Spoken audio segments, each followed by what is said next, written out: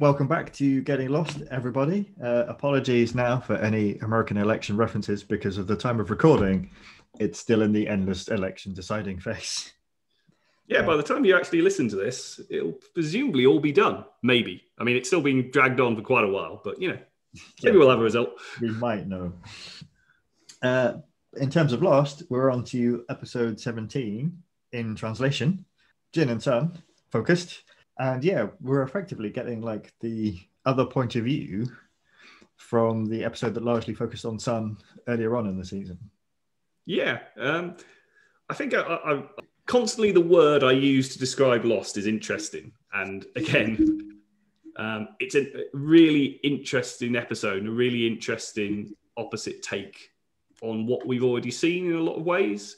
And in some respects, the episode fills in a few blanks, but really gives like details and a perspective that you don't necessarily have seen up to now. And I think it's an episode that's definitely needed, because I think up to now, the big problem with Jin's character is you just don't know enough about him or anything about him. And that's, probably a facet of having a character that doesn't speak the same language as anyone. Yeah. That you just can't get to know him. And so it's definitely needed some kind of episode focusing on Jin in order to actually make him interesting. So, like I say, we get kind of his point of view of the events that we see in sort of Sun's flashbacks that we've seen. So we see him like going to her father and kind of asking, I guess, the old-fashioned way of saying it, asking for her hand in marriage from the father and agreeing to work for him. The slightly strange thing is Sun's father has a inadvertent like air commerce car company. Yeah, that's what we heard it referred to as, and he mentions factories. But you get the feeling certainly that there's more to it because of the whole violent enforcement side. Yeah, and the thing that is maybe a little bit weird is that as the audience watching it, I mean, I certainly made the comment that clearly he was some part of some kind of like Korean mafia or whatever, the equivalent over there would be, some kind of organized crime boss.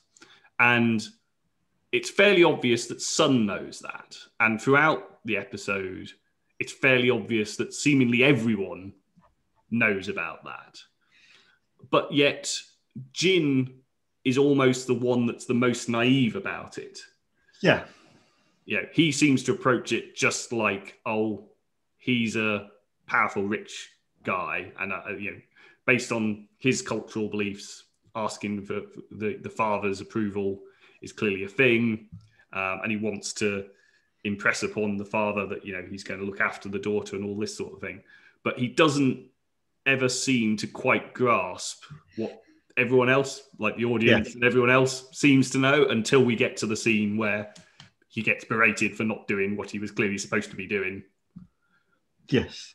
It does remind you somewhat of those kind of like the sketches, I think, is it Mitchell and Webb sketches, or like the evil overlord, and he's like telling his henchman, like, you go and give him her warning, and the henchman is like, okay, when we say warning, what do we mean?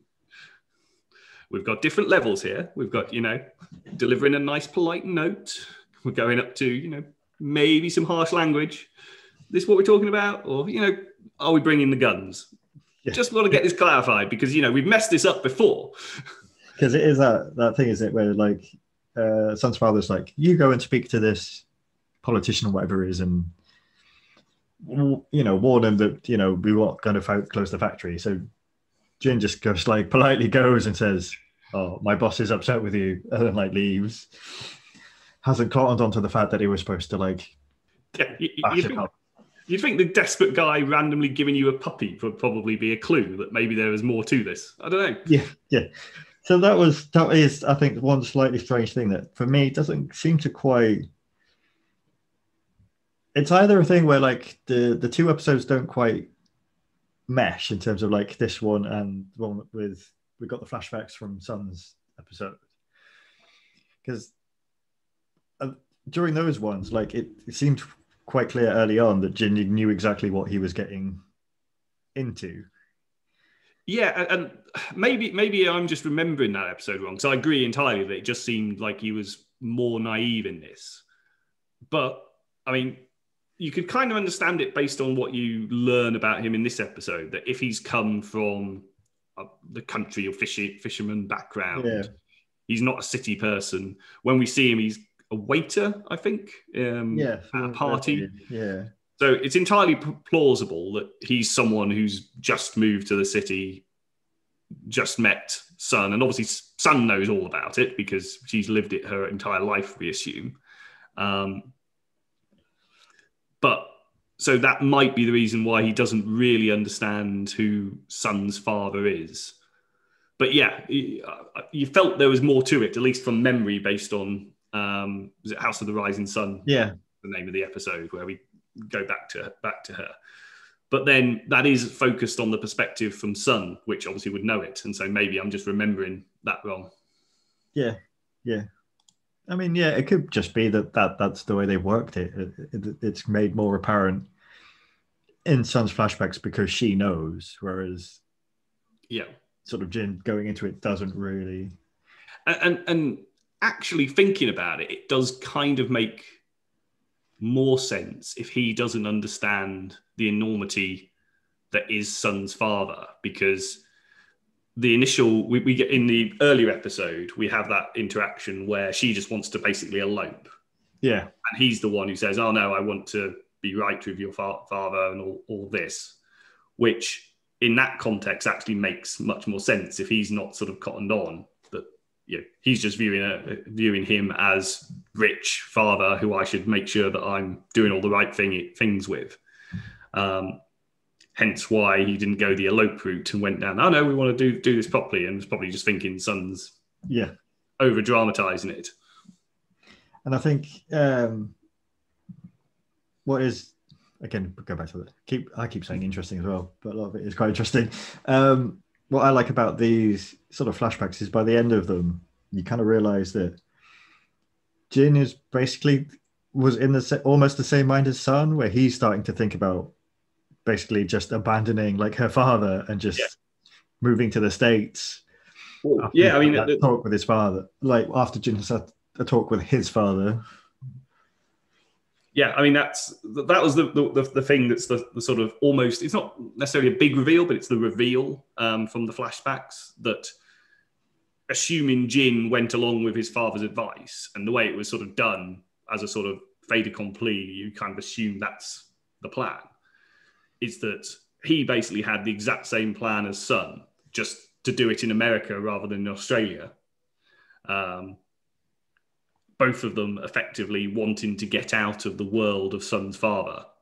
But it's kind of interesting that Sun I don't know why Sun wanted to do it in Australia, but it's interesting that Jin wanted to complete the task, which was the other kind of weird little bit that you find out about, which was his task was to deliver watches.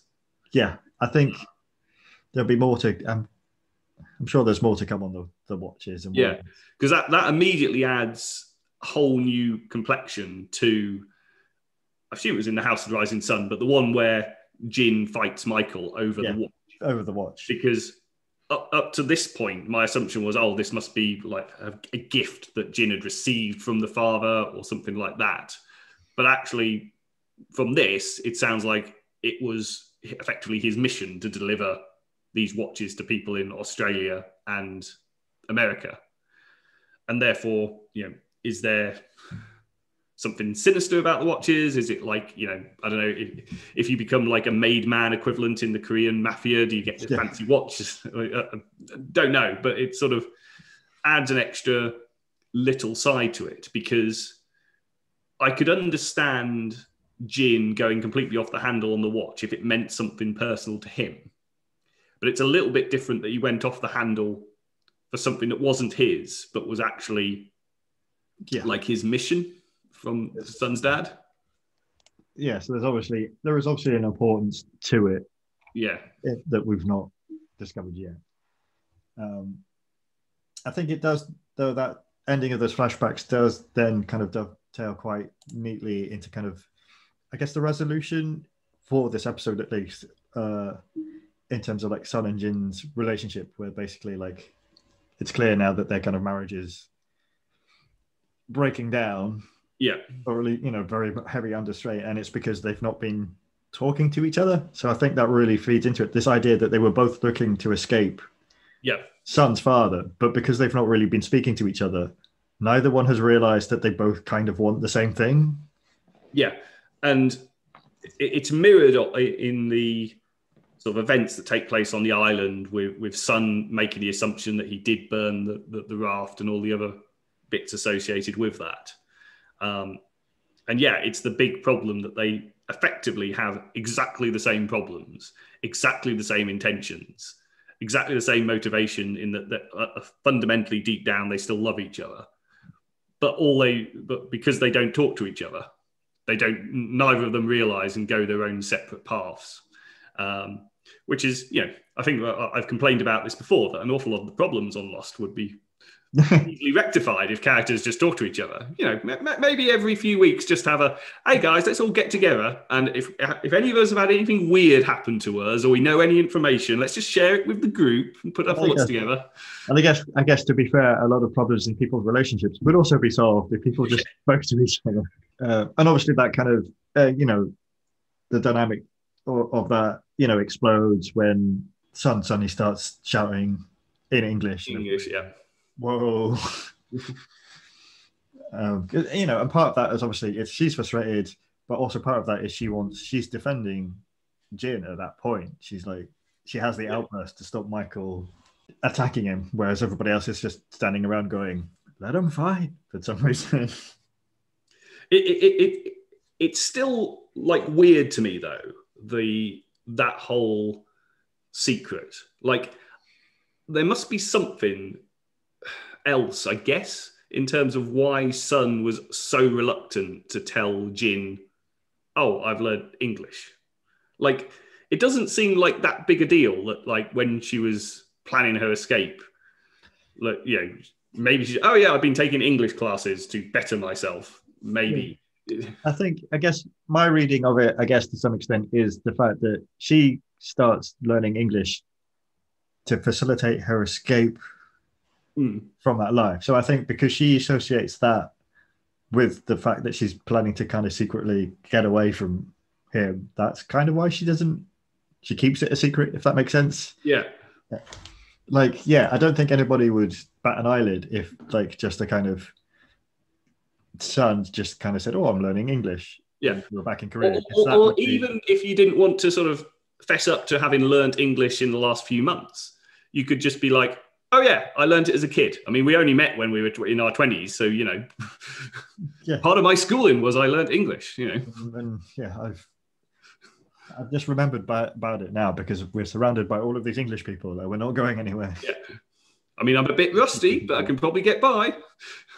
I think, one of the themes in Lost is definitely to do with like secrets and keeping secrets from each other, and that was one of the themes in their relationship. And it's weird because that's clearly what sort of tips Jin over the edge, is the sort of realization that she's been keeping secrets from him. And it's almost kind of ticking the box, because he was kind of suspicious that she was keeping secrets about her relationship with Michael or something. Yeah. And this is a sort of confirmation of that. But at the same time, he's been doing the exact same things to her, and ostensibly kind of to protect her in the most part, in terms of the dealings with the dad. But he's also got this secret about the fact his dad's still alive and is a fisherman.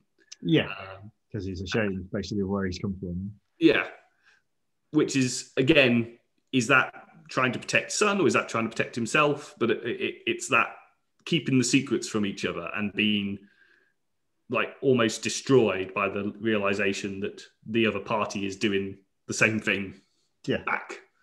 And again, there's the running theme that we've mentioned a few times. It's fathers and sons again. Yep. Daddy issues constantly coming up. And the one thing I do wonder is I do wonder still. I think you can still wonder about how much Jin understands when people are speaking to him, because it's notable during the kind of their big argument at the end that Sun starts kind of explaining herself in English to him, Yeah. and you kind of think, well, why is she choosing to do that? Is she kind of testing to see how much he understands? Yeah, possibly. I mean, he's definitely picked up some bits and pieces.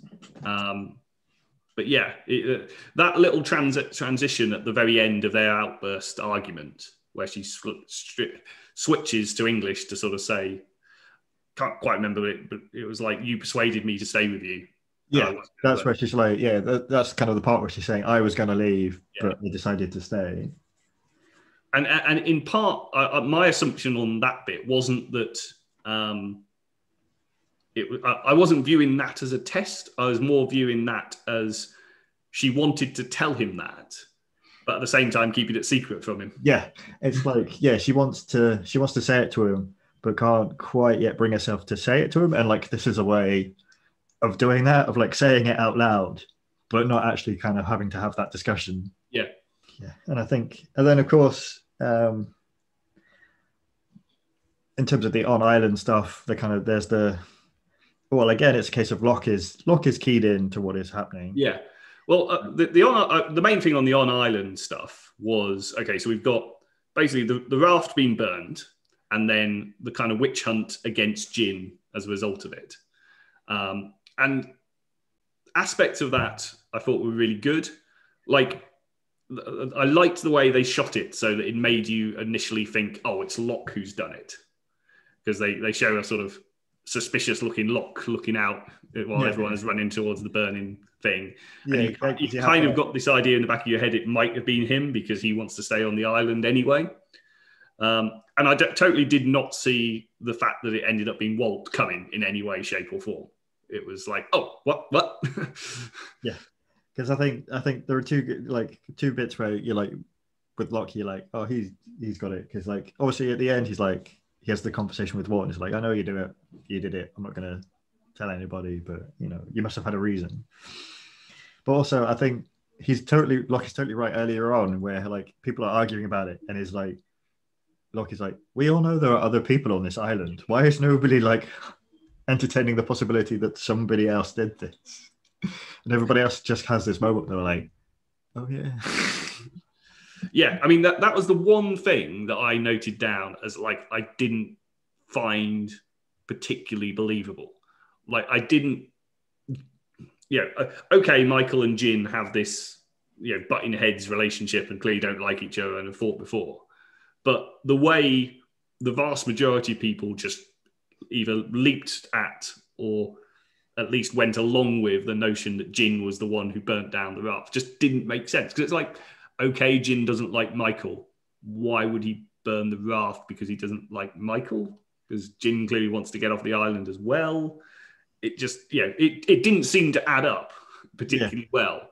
And the fact that the only thing it hinged on was the notion that Jin and Michael didn't get along. It was some kind of weird revenge play following on from their various kind of, they're butting heads, and there's kind of the fight at the start where Michael's, I mean, yes, they've had their fights about it, but it just didn't seem.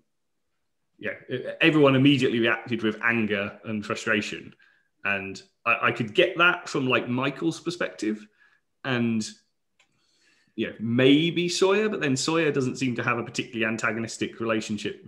He's sort of antagonistic towards everyone equally. Yeah, and he will take advantage of anything he thinks is good for him. So but the fact that everyone else, relatively sensible people like Saeed, Jack, and Kate, while not necessarily piling on, but just like leave them to it. Yeah, it's like that's the one bit that didn't particularly add up to me. And I can see when Sun finds the burnt hands, and presumably it's that kind of tips Sawyer over the edge when Sawyer goes and captures him. But yeah, that was the one bit that I thought just didn't. It seemed like too much of a leap for some of the characters to be making at that point. Yeah, particularly when you know you've got other people. Yeah. A bit of a strange one. And Locke actually was involved with the other, I think, nice moment from the episode where he has that. I think it's the interaction between him and Shannon. Yeah. Where because we have the Shannon and Saeed kind of relationship is building up. Yeah. And Saeed does the thing where he goes to talk to boring Boone and try to set the world okay. And then Shannon gets pissed off that Boone has kind of put Saeed off. And she storms through the jungle and she finds Locke. And then, they have that kind of discussion. And I think the key line that comes out from that is Locke has his everybody gets a new life on the island. Yeah. I jotted that particular one down in terms of, yet again, Locke kind of acts as it's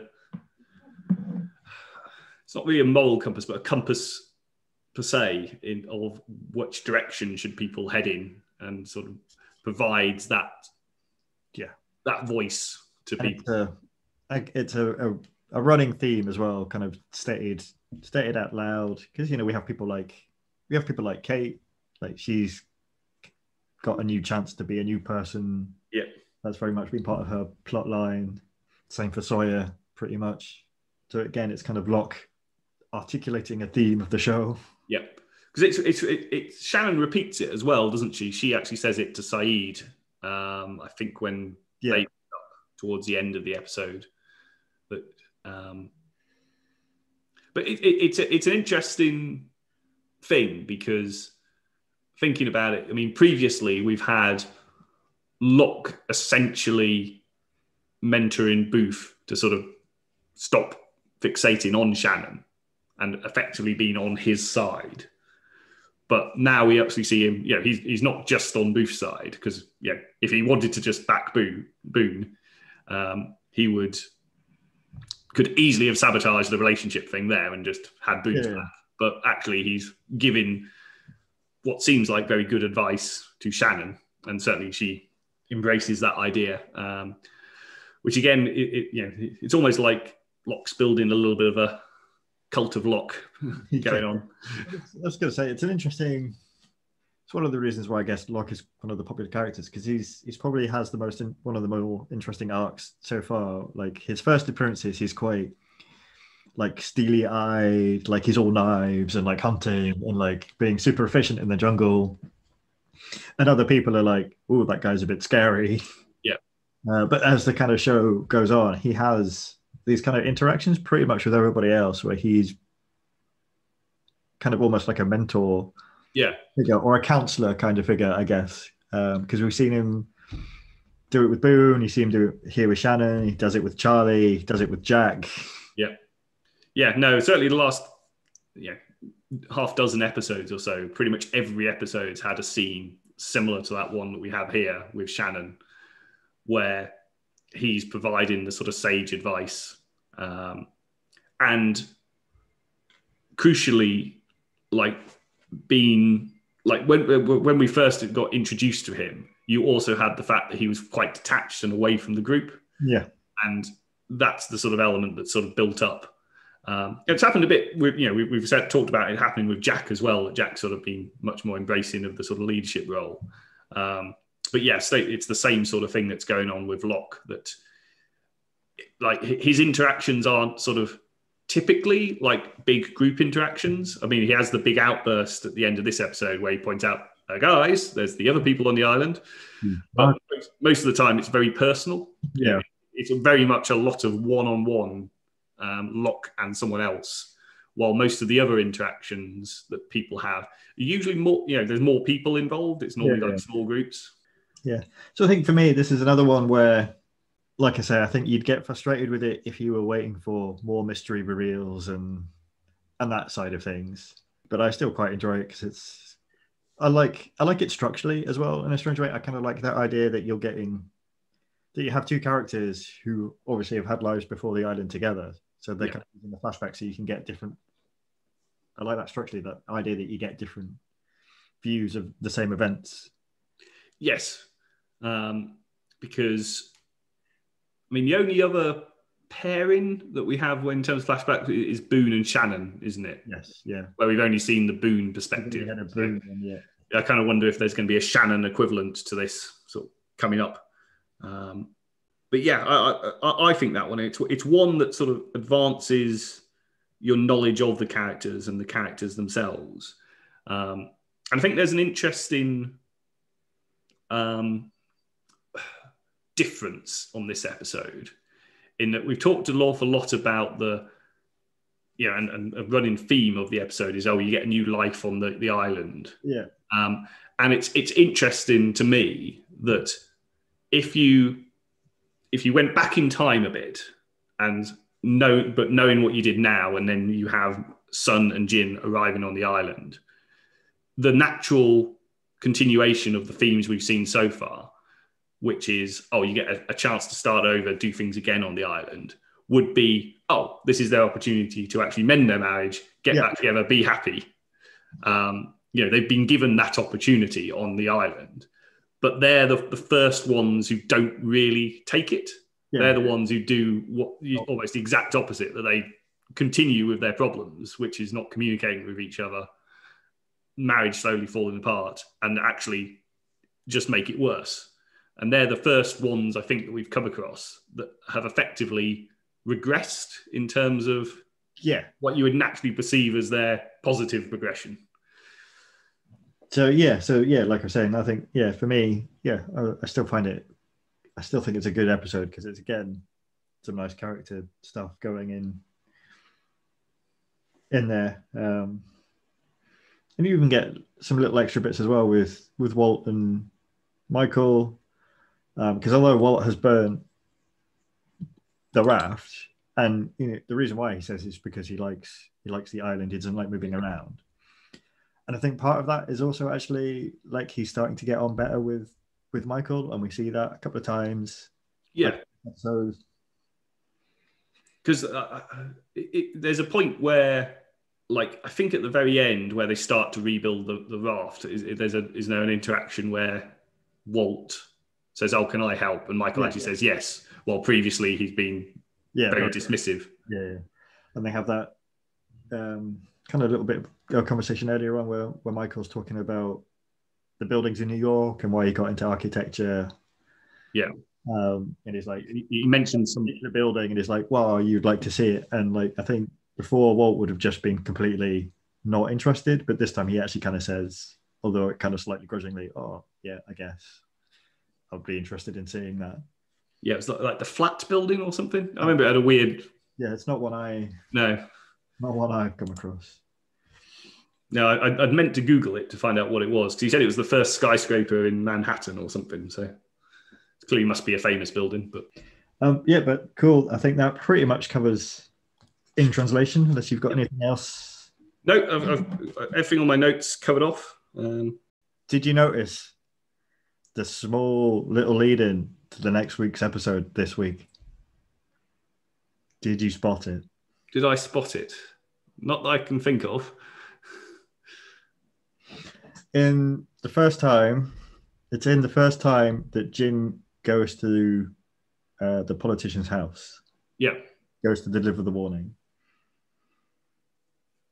Clearly. No. The daughter of the politician is watching television. Okay, right. On the television is a news report, and it's Hurley. Okay. So, right, okay. Yeah, no, definitely didn't. So is that when he goes the first time, delivers the message that isn't the message, gets given the puppy? Yeah. They're watching. I do recall they're watching TV, but I definitely think on the television there's a news report, and it's Hurley, and it's clearly about Hurley like winning this massive lottery. Right. Okay. Right. So there's a bit of time scaling, I guess, as well, and that we know this is happening roughly the time that Hurley has won the lottery. Obviously, when you first watch this episode, you don't know that Hurley has won the lottery. No. So do you see Hurley on the actual TV? Yes. Okay, right. So it is one you can pick up on. That's interesting. It is one you can spot. So you can at very least spot, look, there's for some reason Hurley's on television. But yeah, I was intrigued to see whether you spotted that or not. No, not spotted that one. Which is interesting, given I watched it a second time as well. You think I've had a reasonable shot of picking up on it, but to be fair, it's very quick. It's literally the kind of camera almost like just pans away from it like pretty much straight away. Right. But it's enough there so you can actually spot. Yeah. Okay, so yeah, thank you for joining us for Getting Lost this week. As always, do join in the comments below, please, if you want to. And join us next week for crazy maths and crazy numbers and crazy curses and the madness just ramping up.